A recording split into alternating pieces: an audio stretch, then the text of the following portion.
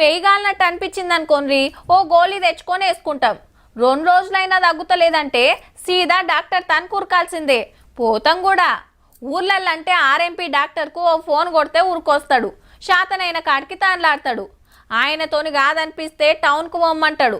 ఆడైతే పెద్ద డాక్టర్లు ఉంటారాయే. అయితే ఎవ్వలైనా డాక్టర్ల తనకి పోయి చూపించుకోవాల్సిందే. కానీ గిడ చూడుండ్రి ఏం నడుస్తుందో. తమ్ముడు దవాఖానకు ఓలే, డాక్టర్లే స్కూల్ల బాట పట్టిండ్రుల్లా.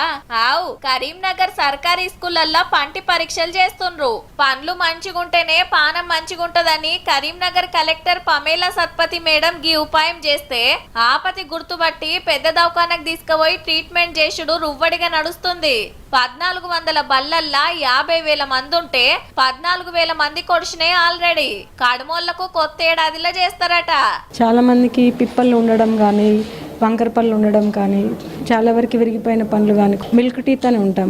కొందరికేమో ఎక్స్ట్రా టీత్స్ కూడా ఉన్నాయి. అట్లాంటివన్నీ కూడా ఐడెంటిఫై చేయడం జరిగింది. అందరూ 15 ఏండ్ల లోపు పిల్లలేనాయే. 12 ఏండ్ల దాకా పాల పండ్లే ఉంటాయాయే. గట్లనే అవి పుచ్చిపోయినాయి అంటే వచ్చేటి సుత రావట. మరి ఈ స్కూళ్ళకే వచ్చి పైసలు లేకుండా వైద్యం చేస్తున్నందుకు అబ్బా ఇక మా పండ్లకి ఏం కాదని మురుస్తున్నారు పిల్లలు. మా టీత్ లో ఏమేం సమస్యలు ఉన్నాయో తెలుసుకుంటాం. నెగ్లెక్ట్ చేయకుండా కేర్ తీసుకొని అలానే ఫ్రీగా చేయడం వల్ల మాకు కూడా కొంచెం బెనిఫిట్ ఉంది. ఫ్రీగా స్కూల్ కి వచ్చి పళ్ళను టెస్ట్ చేయడం చాలా మంచిగా అనిపిస్తుంది. ఇక వాళ్ళకు చదువు చెప్పే సార్లది గీ మాట.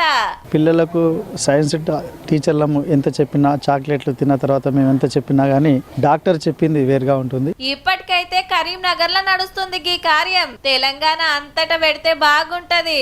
చర్మ సంబంధమైనవి అట్లాంటివి కూడా కొంచెం ఎక్కువగా ఉంటాయి సార్. పిల్లలందరూ ఒకే దగ్గర ఉండడం వల్ల కొంచెం అట్లా చర్మ సంబంధమైనవి, కంటి సంబంధమైనవి ఇట్లాంటివి ఉంటే బాగుంటుంది. ఆల్రెడీ బడికి తిరిగి కంటి పరీక్షలు కూడా చేయాలని డిసైడ్ చేసింది గవర్నమెంట్. అటు పన్ను ఇటు కన్ను. గట్లనే ఏమన్నా తక్లీఫ్ ఉంటే చిన్నప్పుడే ట్రీట్మెంట్ చేయించుకుంటే అయిపోతుంది కదా మళ్ళా.